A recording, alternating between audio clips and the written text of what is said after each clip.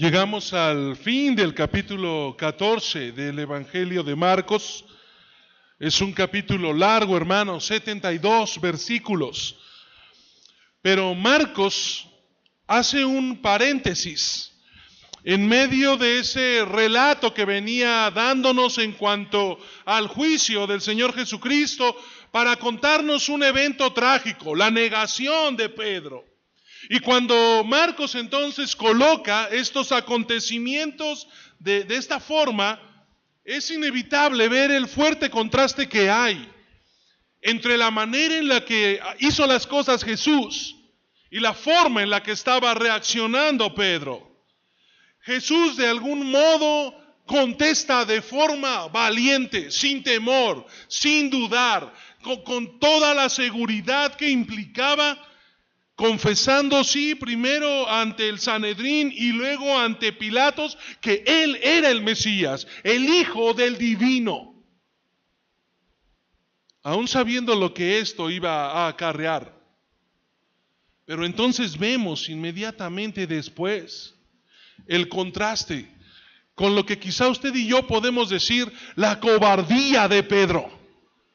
Cuando le preguntan a Pedro si él era uno de los que estaba con Jesús y él simplemente lo niega, no una, no dos, sino 3 veces. Aunque es imposible que esto ocurra, sí usted y yo podemos llegar a preguntarnos, ¿qué pasaría? ¿Qué pasaría con usted? ¿Qué pasaría con nosotros si Cristo nos negara delante del Padre? Si Cristo negara delante de Dios que nos conoce. Sabemos otra vez que eso no va a pasar. Pero ¿qué si el Señor lo hiciera tal como Pedro lo hizo? Mire, yo creo que si Él pudiera o pudiéramos imaginarnos que Jesús pudiera llegar a hacerlo, sin duda que Jesús tendría muchas razones, muchos motivos como para avergonzarse de lo que somos y hemos hecho, como para decir, no, yo no los conozco. Yo no los conozco. A veces en broma, cuando alguien de los que amamos hace cosas ridículas o tontas, nosotros decimos, no, conmigo no viene, ¿eh? Yo ni lo conozco.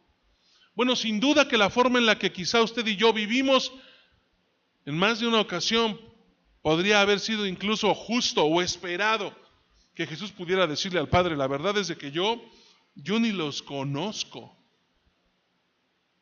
La pregunta entonces es, ¿de verdad habrá algo que Jesús haya hecho para que usted y yo nos lleguemos a sentirnos avergonzados de Cristo? ¿Habrá hecho algo Jesucristo para que usted y yo en algún momento de nuestras vidas lleguemos a sentirnos avergonzados de pregonar, de demostrar, de predicar, de testificar que somos hijos de Dios? La realidad es de que en muchas ocasiones le hemos fallado al Señor, de muchas formas. Pero cuando nosotros fallamos, por lo regular, no nos gusta que la gente se entere. No nos gusta que la gente obviamente lo sepa. Sin embargo, los 4 evangelios, aún Juan, que no es sinóptico, aún Juan registra, hace pública esta negación de Pedro. Los 4 evangelios que tiene la Biblia hablan de esta terrible caída que Pedro tuvo.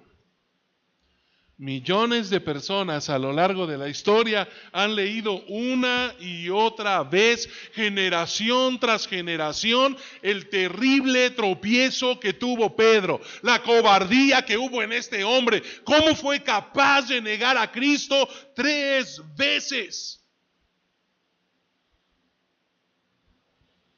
Sin embargo, en este caso, Pedro no solamente no quiso negar u ocultar lo que estaba pasando. En realidad, Pedro es uno de los primeros que reconoce lo que está pasando. Porque si usted lo recuerda bien, de hecho, Marcos no es un evangelista. Marcos no es un discípulo de Cristo. No fue uno de sus apóstoles. Marcos escribe lo que Pedro le dice. uno de los que precisamente lo auxilió para escribir este evangelio fue Pedro. Entonces, si Pedro fue el primero que está ayudándole, porque ustedes lo saben bien, lo hemos dicho tiempo atrás, este evangelio fue el primero en escribirse. Antes que Mateo, antes que Lucas, antes que Juan, Marcos es el primer evangelio que se escribió. Y si Pedro estaba guiando en este caso a Marcos para escribir, entonces Pedro fue el primero en decir, pon lo que me sucedió. Vamos a enterar a nuestros hermanos en la fe por lo que tuve que pasar. Esa terrible caída que tuve que experimentar. Marcos entonces recoge el testimonio del apóstol y esas experiencias con el Señor y las escribe allí en el evangelio. ¿Qué interés podía tener Pedro de hacer público, hermanos, un fracaso tan vergonzoso? ¿Qué interés podría tener Pedro en mostrarse a sí mismo como débil, en reflejar, en dejar escrito ese dolor, ese daño que él sabía que le había causado, no solamente al mismo Jesús, sino él mismo en su corazón? ¿Sabe? Yo pienso que la razón por la que Pedro lo hizo fue para que nosotros, muchos años después, pudiésemos aprender lecciones a partir de lo que a él le ocurrió. Mire, yo normalmente escucho, y sobre todo en los jóvenes, y es porque cuando somos jóvenes, aunque no nos guste reconocerlo en el momento, pues sí somos medio tarugos. La verdad. ¿No? Y digo, yo ya no me considero tan joven, pero lo fui. Y hay muchas ocasiones que cuando se nos dan consejo, el joven siente que ya lo sabe todo, que los papás no saben de lo que están hablando. Hay jóvenes que incluso se atreven a cantarle a sus padres que hasta más preparación académica tienen, ¿no? Que ellos tienen de cristianos más de lo que ellos como padres tienen, porque crecieron en un hogar cristiano y han ido desde chiquitos a escuela dominical. Pero hermanos, en lo que en realidad muchas veces pasa es que el joven no entiende, no aprende, no experimenta en cabeza ajena. Y eso es lo que Pedro quiere. Pedro quiere que nosotros no caigamos. Pedro quiere que aprendamos de su experiencia. Por eso es que él lo deja registrado en el evangelio. Debemos recordar, hermanos, que la Biblia no es un libro que esconde los fracasos de los hombres fieles a Dios. La Biblia no es un libro que se escandalice de estos fracasos, pero tampoco, hermanos, es un libro que idealice al hombre o al siervo de Dios. Hay veces que nosotros tenemos esta tendencia, pensamos en los varones, en los siervos de Dios, como esos hombres que nunca tuvieron errores, que nunca pecaron, que fueron perfectos, y eso es una mentira. La Biblia registra claramente, aunque nuestra tendencia sea la contraria, que todo hombre es pecador. David, aquel hombre que tenía un corazón conforme a Dios, pecó, adulteró. Consecuencia de eso, fruto de ese adulterio, el pequeño murió. Sus huesos, su carne se envejeció. Porque no solo adulteró, sino que además conspiró para asesinar a una persona que le era fiel, súbdito. Ese hombre, el que era conforme al corazón de Dios, Moisés. Fíjese que Moisés nada más por pecar se quedó fuera de la tierra prometida. Después de un peregrinar de 40 años de fidelidad a Dios, por un pecado que el Señor encontró en Moisés. Y digo un pecado porque conocemos la historia, pero sabemos que en realidad fueron muchos más. Simplemente el Señor le dice a Moisés, tú no vas a entrar a la tierra prometida. ¿Quién le gusta? Elías. Elías también pecó. Y si usted sigue con la lista, nos damos cuenta que uno tras otro de los grandes héroes de la Biblia registra las escrituras que fueron simples mortales y pecaron. La palabra de Dios nunca lo esconde. Y usted y yo debemos de estar agradecidos de que esto sea así, porque cuando consideramos a estos tremendos hombres de Dios que aparecen en la Biblia, viendo sus fracasos, pero también siendo testigos de sus victorias, nos resulta mucho más fácil poder identificarnos con ellos. Pero si solo se tratara de personas perfectas, sin duda que esto no tendría mucha utilidad para usted ni para mí. Por eso es que esta tarde vamos a meditar precisamente en esta experiencia que Pedro sufrió. Porque en esa experiencia nosotros encontramos por lo menos 3 lecciones en esta caída. 3 lecciones que pueden evitar que usted y yo caigamos en lo mismo que hizo Pedro.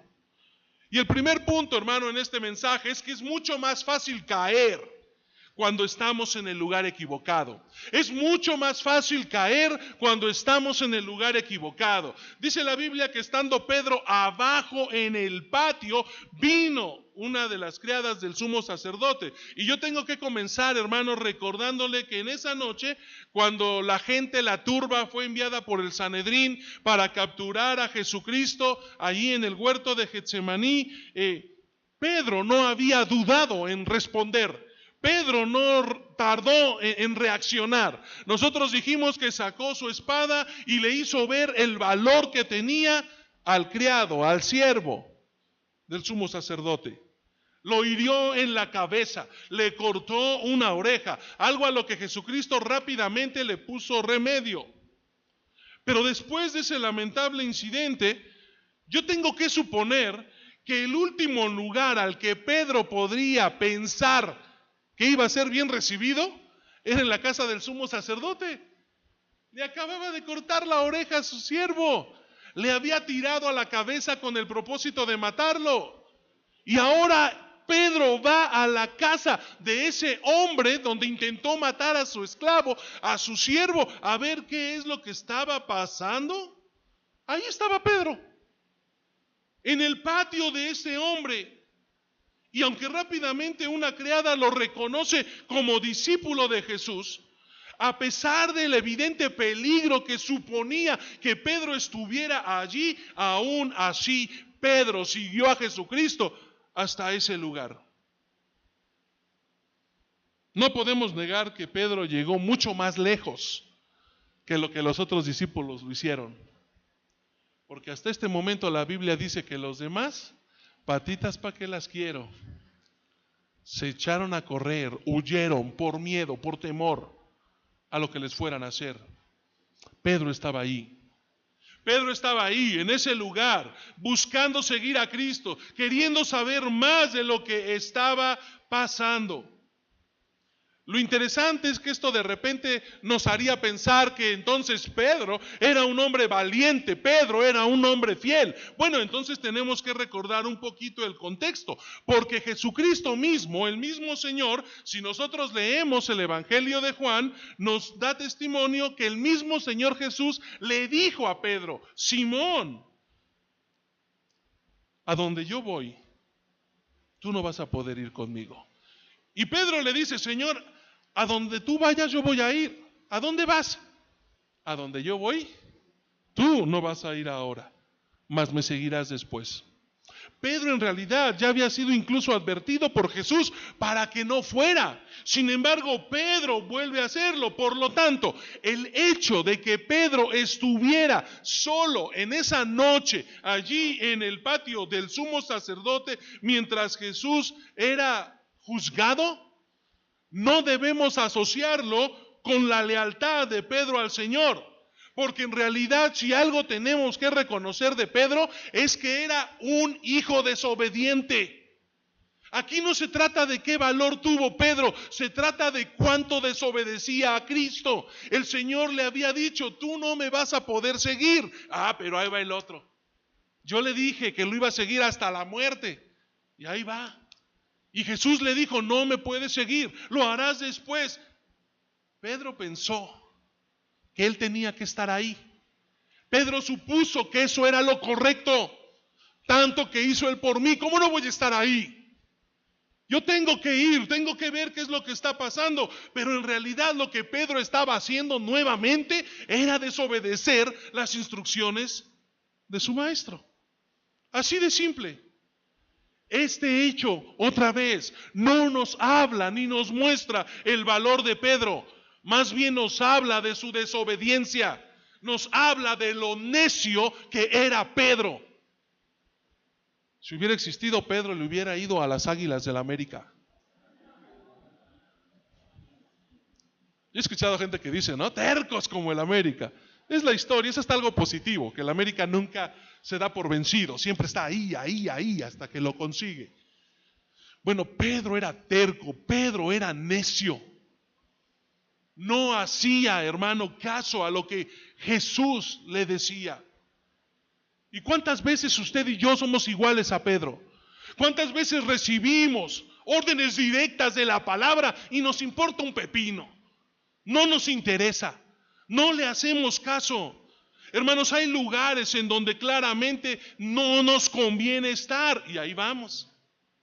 Hay lugares en donde el Señor nos dice, no es bueno que estés ahí. Hay lugares en donde, joven, tu padre te dice, no es bueno que estés ahí, pero te enojas y haces berrinche, ¿no? Y es que no me dejas vivir, estás aquí fastidiándome la existencia, como tú ya viviste. A mí no me va a pasar absolutamente nada. Y gritan, patalean, lloran. ¿Para qué me trajiste este mundo si solo me ibas a hacer sufrir?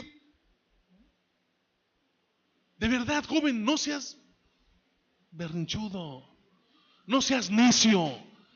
Cuando tu padre te dice que no a un lugar, es porque él sabe que no te conviene estar ahí.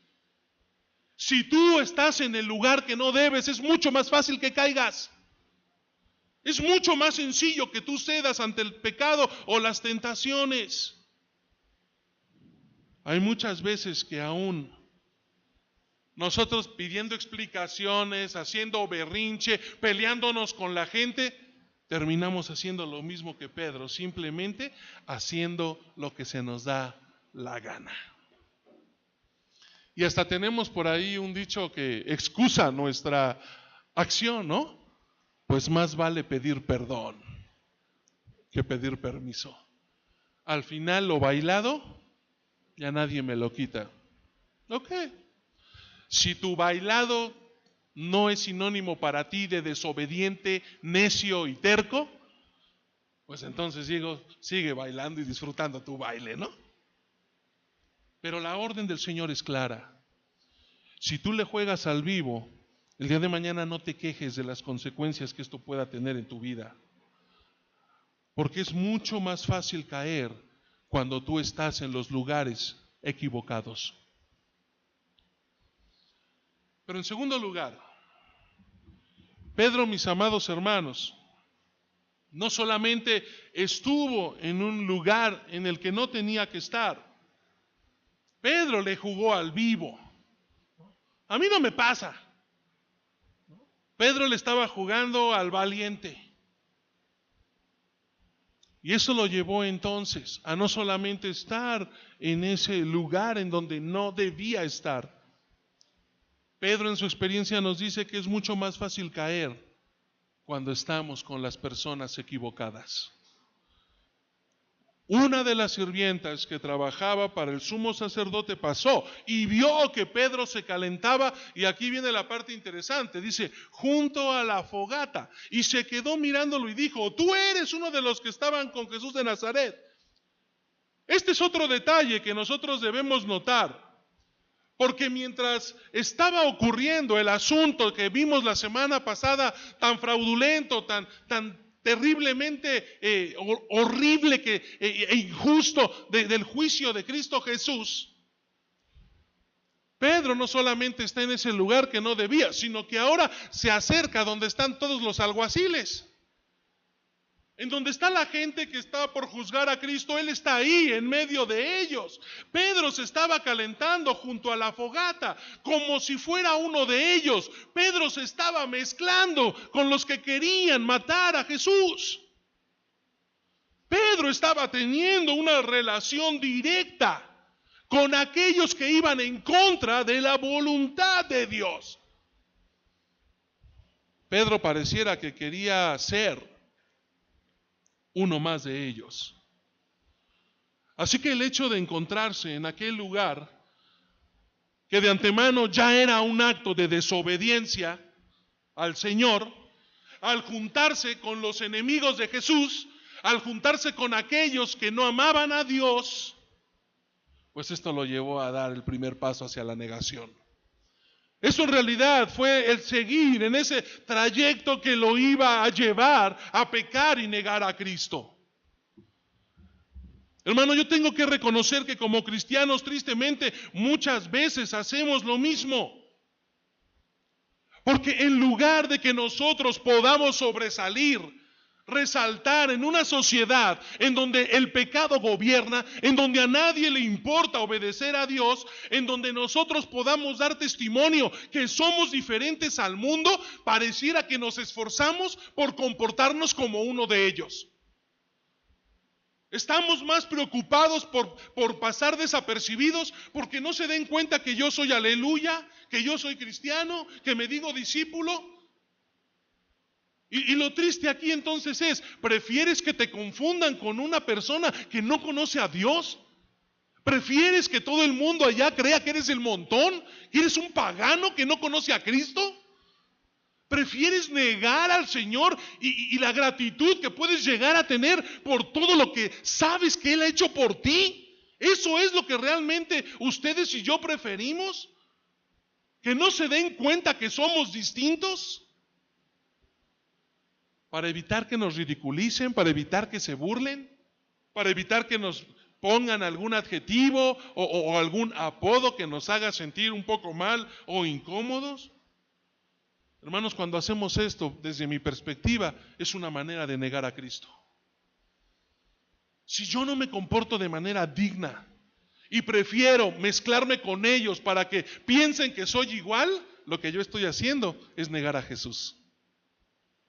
No, yo no soy cristiano, yo no soy aleluyo, yo no soy así. ¿Y cuántas veces nosotros nos comportamos de esa manera? Había un hermano que compartía y el pastor, que en alguna ocasión llegó a su iglesia y él se subió a un lugar como este y detrás del púlpito comenzó a predicar y empezó a decir groserías. Y la iglesia puso cara de, ¿qué le pasa? Este está orate, o se calla o lo corremos. ¿Cómo está hablando de esa manera en la casa de Dios? A lo que inmediatamente él respondió, ¿y esas carotas de qué se espantan si yo en la semana los he escuchado hablar así, peor? ¿De qué se asustan? Si así hablamos todos, pues hablemos así en todos lados. Dios está ahí, ¿no? Pero ¿por qué si estoy aquí de este lado y diciéndole Dios, a Dios sea la gloria y te alabo y te bendigo y me llaman por teléfono y es un cuate del trabajo y ¿qué onda, güey? ¿Por qué el cambio? ¿Cuál es la razón? ¿Soy o no soy? ¿Me comporto o no? ¿O me comporto de una manera aquí y me comporto de otra forma allá? No vaya a ser que me cargue en pila, no vayan a pensar, ¿no? que yo ando en otro lado, que voy a ser dejado, me van a agarrar de barco. No, hay que mantener cierto respeto, ¿no? Mis hermanos, debemos de tener cuidado en no confundirnos, en no dejar otra vez que esas relaciones que podamos tener con gente que no conozca a Cristo hagan que nuestro comportamiento sea indigno, de tal manera que quizás hasta sin darse cuenta lo que está haciendo es negar a Cristo Jesús. Tal vez si ustedes como yo en algún momento han intentado justificarse, ¿no? Y decimos, no, yo estoy ahí porque lo único que quiero es ganar a mis compas para Cristo. Yo quiero traerlos al Evangelio, pero la única manera es estar ahí, ¿no? Es estar junto con ellos e intentamos justificándolo. Pero la verdad es de que muchas veces en lugar de que busquemos que ellos puedan en verdad verse reflejados en nuestra vida, terminamos comportándonos y haciendo lo que ellos hacen. Y entonces ahí sí ya hay un problema, porque dejamos de ser luz, dejamos de ser sal para convertirnos en uno más del mundo. Nuevamente, hermano, no te engañes, compórtate de manera diferente. Yo lo he dicho y no lo voy a tampoco ocultar, no se trata de meternos en una capsulita y no compartir con aquellos que no profesan nuestra propia fe. No, yo no estoy hablando de ellos, yo no estoy hablando mal de ellos que no conocen a Cristo. Aquí les estoy hablando a los que decimos creer en Jesús, a los que hemos confesado a Cristo como el Señor de nuestra vida. A ustedes es a los que les hablo. Mi problema no es con ellos. La Biblia nos habla a nosotros. para que nosotros no relajemos nuestro compromiso, para que nosotros no neguemos nuestra fe, para que nosotros nos comportemos a la altura de lo que somos. Hijos de Dios. Cuida tus relaciones, cuida tu testimonio. Hay hasta un montón de dichos que nos recuerdan esto, ¿no? Dime con quién andas. No, mis compas todos son marihuanos y son borrachos, pero yo no. Hay otro dicho que dice que el que con lobos anda, a veces sale peor, hermano. Yo les decía a mis amigos, yo no fumo ni me drogo ni nada, pero me fumo todo lo que ustedes avientan y dicen que me hace más daño a mí que a ustedes. Pues es igual o peor. ¿Qué hacía ahí? Pero ahí nos gusta estar. ¿No? Tenemos que tener cuidado, mi amado hermano, con eso. Recuerda que es mucho más fácil caer cuando andas con las personas equivocadas. Pero en tercer lugar, mi hermano, hay otro consejo que nos da Pedro a través de su caída. Y es que es más fácil caer cuando coqueteamos con la tentación. Y la criada viéndole, y aquí se encarga Marcos de ponerlo claro, otra vez. Ya lo había visto una vez atrás. Aquí lo vuelve a ver de nuevo. Comenzó a decirles a los que estaban allí, este es de ellos. Miren, seguramente el propósito de Pedro para observar el proceso sin que lo reconocieran, ¿no? Pues obviamente tenía la justificación de que no se fuera a meter en problemas. Pero una criada se dio cuenta que él era uno de los discípulos de Jesús. Y después de acusarle directamente, esta mujer no se conformó con eso, ahí lo fue siguiendo. Ahí fue detrás de Pedro. Y después de acusarle directamente, lo sigue al patio del sumo sacerdote y les dice nuevamente a todos los que están ahí reunidos con él, este es uno de los que seguía a Jesús. Aquella mujer se le aparece y lo mete en serios problemas. Oiga, las acusaciones a este pobre le estaban lloviendo por todos lados. Aquello era suficiente como para que cualquiera se pusiera nervioso, ¿no? Oye, si a mi maestro, si a Jesús lo tienen allí, si a mí me reconocen como uno de los de él, ¿quién sabe qué me pueda pasar? ¿Quién no se hubiera puesto temeroso con eso, hermano? Pedro se había acercado a la fogata para calentarse un poco y de pronto se dio cuenta que simplemente se estaba quemando. Ya no sabía para dónde hacerse. Ya estaba ahí rodeado de gente de la que no le convenía estar rodeado. Y sin embargo, él seguía coqueteando con la experiencia. ¿Cómo salir de esa situación? ¿Cómo salir de ese momento en el cual nunca debió de haberse metido? Parece ser que en ese instante el terror se apodera de él. El miedo, hermanos, le gana, su preocupación, su carne le gana. Y entonces al verse encerrado, simplemente cede cobardemente ante las preguntas de aquella mujer curiosa, por no decirle vieja chismosa. ¿No? Él es uno, ¿no es cierto? Yo ni lo conozco. Yo no soy de ellos. Yo no fui. Cuando yo leo esto, hermanos, pienso en ese Pedro, valiente, arrojado, el del corazón amante, el de la voluntad presta, negando a su maestro. Yo no lo conozco. Semanas atrás seguro ellos iban peleándose a ver quién caminaba más cerca de Jesús. Cuando toda gente lo vitoreaba y lo alababa y lo reconocía, todos querían salir en la foto. Ahora decían, yo no lo conozco. Yo no sé de quién me estás hablando. Yo estoy aquí nomás porque me dio frío y me acerqué a la fogata. Pero yo no conozco ni lo que están haciendo aquí. Incluso él invocaba toda clase de maldiciones sobre sí mismo, si es que no decía la verdad, cuando él sabía que estaba mintiendo. ¿Dónde había quedado aquella fidelidad que le había prometido a Jesús que lo acompañaría hasta la misma muerte? Y de la cual no fue el único, porque toda la otra bola de discípulos también alardearon juntamente con Pedro. En ese momento, Pedro se desmoronó, niega al Señor. Y lo interesante es que no fue necesario ni que lo atoraran, que lo agarraran a él también los soldados.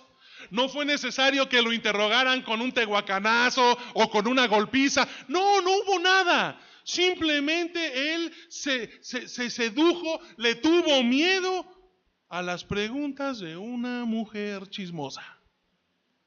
Eso bastó para que él dijera, yo ni lo conozco, yo no sé de qué me están hablando. Y esto todo lleva a Pedro a descubrir que en realidad él era mucho más débil de lo que pensaba. Esto llevó a Pedro a darse cuenta que era mucho más débil de lo que él mismo se había imaginado. Hermanos, sin lugar a duda, este triste incidente que quedó registrado aquí en las Escrituras para nuestra propia edificación, se puede volver a repetir si nosotros no tomamos en cuenta lo que Pedro quiere decirnos. Porque nosotros también somos muy dados a pensar que somos demasiado fuertes.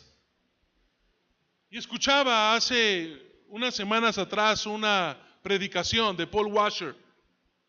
Ayer me enteraba por Paquito, el hermano de Javis, que este tremendo siervo de Dios en este momento se está recuperando de unos infartos que le dieron. Yo no sé si usted lo conoce, pero es esos hombres por los que vale la pena orar, ¿eh? Dios lo utiliza de una manera linda. De repente no ande escuchando cochinadas ahí en enlace ni nada. Si quiere escuchar una buena prédica, métase a internet, póngale Paul Washer y lo que escuche de ese varón, yo sé que lo va a edificar. En el mes de agosto él va a tener, o iba a tener parte, yo no sé si sea posible por la cuestión de su salud, ahorita está en reposo absoluto, iba a participar en la iglesia de Grace Community Church en Los Ángeles en unos seminarios geniales, hermanos. Yo estoy orando ahí para ver si el Señor me deja dar una escapada. Es un grupo de predicadores, wow, ¿no? Impresionante podría ser el escucharles, y él es uno de ellos. Y Paul Washer en una de sus predicaciones yo le escuchaba decir que el mayor problema con el que el ser humano se encuentra es que en realidad el hombre es fuerte. Y el ser humano se sabe fuerte y se piensa fuerte. Pero en realidad nosotros lo que tenemos que reconocer es que no lo somos. Pensamos ser fuertes. Y hace falta que le entreguemos lo que somos a Cristo, reconociendo lo débiles y lo frágiles que somos, para que entonces nosotros y nuestra vida pueda ser transformada. La forma en la que Pedro lo tuvo que aprender fue muy dolorosa. Porque además el Señor le había dicho que iba a hacerlo. Y él todavía dijo, ¿cómo crees, Dios? Eso no va a pasar. Y Dios no le dio otra vez un chance, ni dos, le dio 3. Y cuando él escucha cantar al gallo, sin duda alguna que no imagino lo que en su corazón sintió. Nuestra naturaleza, hermanos, caída, pecaminosa, es débil. Es muy fácil que nosotros caigamos, es muy fácil que nosotros cedamos, es muy fácil que nosotros nos rindamos ante el pecado, ante las tentaciones. Por eso el apóstol Pablo lo dice claramente, no le juegues al canelas. No te sientas demasiado confiado. Si alguno piensa estar firme, mire que no caiga. Mantente guardia, no la bajes. Y esto, hermano, solamente se logra en comunión con el Señor. No juegues con fuego, hermano. Cuando tú identifiques que estás en peligro de caer, que identifiques que estás enfrente a una tentación y que Satanás quiere que tú peques y ofendas así a Dios, desobedeciéndolo, huye, corre, aléjate.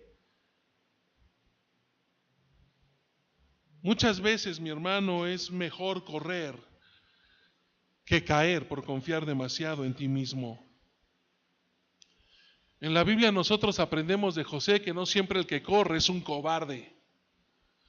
Muchas veces el que corre es el que realmente es hombre, porque huye sabiendo que pone en juego la integridad, su santidad, su compromiso, el pacto que ha hecho con Dios. Varones, en realidad, guárdenlo en su cabeza, no siempre el que da la espalda y huye es un cobarde, ¿eh? En realidad muchas veces quienes lo hacen son los que son verdaderamente hombres. Guárdalo en tu corazón, hermano, es mucho más fácil caer cuando tú coqueteas con la tentación. Yo entiendo el deseo de los jóvenes, las curiosidades, ¿no? Entiendo el deseo de hacer y deshacer, pero ustedes saben bien que hay cosas que a Dios no le agradan. Y ustedes saben bien que de todo lo que hacen le van a rendir cuentas a Dios. No le jueguen al listo, no le jueguen al vivo. A mí no me va a pasar. Solamente una vez tuve relaciones sexuales y quedé embarazada. No hacía falta más. Pero nos protegimos. A veces un bebé es lo de menos. ¿Qué tal si te contagian con una enfermedad incurable? ¿Con qué cara el día de mañana tú vas a enfrentar a tus padres y todas las consecuencias que esto traerá? ¿Qué es lo que vemos el día de mañana? En muchas ocasiones, si no aprenden, frustrados, peleados con la vida. Algunos dicen hoy día un chavorrucos, ¿no? Jóvenes que son jóvenes por edad, pero que se les olvida que perdieron esos privilegios porque ya tienen 1 o 2 chilpayatitos que alimentar y ellos quieren andar en el punches. Ya no puedes, mijo, tienes una responsabilidad. Es que soy joven, sí, pero tienes responsabilidades de adulto, olvídate, ya no puedes. No le jueguen al vivo con las tentaciones. Si las reconocen, si el Espíritu Santo les muestra que corren peligro, huyan. Concluyendo, hermanos, Pedro en su experiencia nos da una serie de pasos que desembocaron en su negación. La caída de Pedro en realidad no se trató de una caída repentina. No es que haya pecado porque, ¡ups!, pasó. Es como con los niños, ¿por qué lo hiciste? No sé. No, claro que sabes, ¿por qué lo hiciste? Pedro no fue de un momento a otro que cayó, fue todo un proceso que es importante que ustedes y yo recordemos, que ustedes y yo consideremos en cada decisión que tomamos para evitar caer como lo hizo Pedro. Y aquí entonces voy a tener que apelar a algunas predicaciones pasadas, porque en primer lugar nosotros vimos que Pedro había tenido demasiada confianza en sí mismo. Él había pensado y le había dicho a Jesús, lo que venga y a donde vayas, yo te voy a acompañar. Yo no soy como esa bola, yo voy a estar contigo hasta el final. Incluso ni siquiera tomó en cuenta las advertencias de Jesús, pero tampoco ejerció la vigilancia adecuada. Cuando el Señor se lo lleva y le pide que ore, ¿qué es lo que hace Pedro? Se queda dormido. Y el Señor regresa y les dice, Pedro, velad y orad, porque a la verdad el espíritu está dispuesto, pero la carne es débil. O sea, si los jóvenes piensan que porque vienen a escuela dominical y escucharon un sermón del gordito ya la armaron, están totalmente equivocados, ¿eh? Si ustedes no pasan tiempo en oración, al rato no anden de chillones, es que Dios me falló. ¿Qué te falló si tú lo dejas plantado todos los días? Necesitas velar y pasar tiempo en oración. Necesitas leer la palabra de Dios todos los días. Pedro no lo hizo, tampoco ejerció esa vigilancia. Él no entendió que la naturaleza de la batalla que estaba librando no era física, era espiritual. Por eso él saca la espada y corta oreja cuando el Señor le dice, Pedro, no se trata de eso. No se trata de eso, esta batalla es espiritual. Él desobedeció al Señor y se fue a meter a un lugar en el que simplemente no le convenía estar. ¿Y se dan cuenta cómo todo es una cadenita? Yo no sé si usted había pensado en esto, pero esta es la historia de Pedro, no es de nadie más. Fue todo lo que le pasó a Pedro en menos de 24 horas. desobedece al Señor, se dirige a ese lugar en el que no tenía que estar, se junta con las personas equivocadas, se trata de identificar con ellas y finalmente, en lugar de huir, coquetea con la tentación. ¿Resultado? Pedro cae. Y cae en donde él mismo pensó que nunca iba a llegar, a negar a su maestro. Pedro, ¿me amas? Sí, Señor. Pedro, ¿me amas? Sí, Señor. A la tercera Pedro hasta se enoja, así de, oye, ya estuvo, si no me crees, pues entonces ¿qué tengo que hacer? Apacienta mis ovejas.